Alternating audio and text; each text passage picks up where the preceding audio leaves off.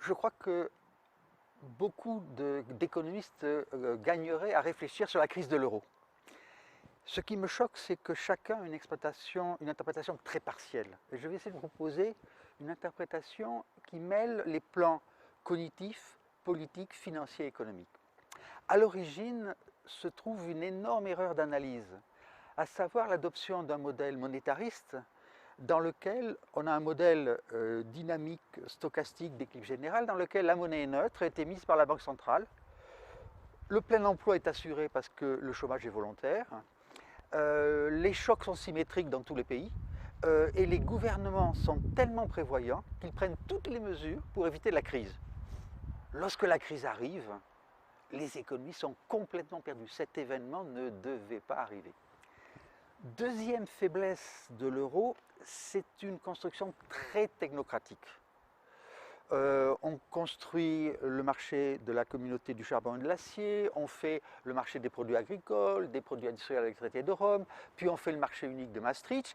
Et comme il y a instabilité financière des taux de change, on s'aperçoit qu'à chaque crise financière mondiale, les monnaies du nord de l'Europe s'apprécient, celles du sud se déprécient.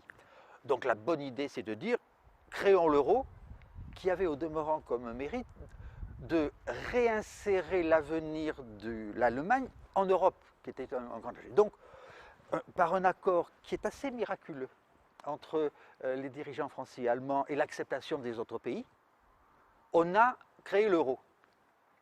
Mais cet euro supposait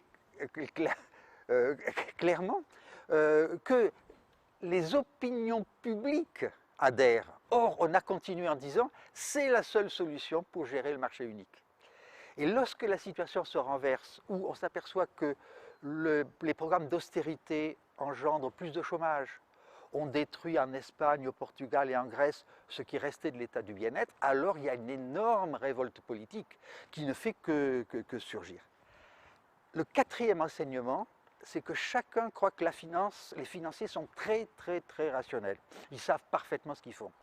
Non, ce sont des spéculateurs qui utilisent leur information personnelle pour vendre des produits dangereux à des individus tout en gardant les profits.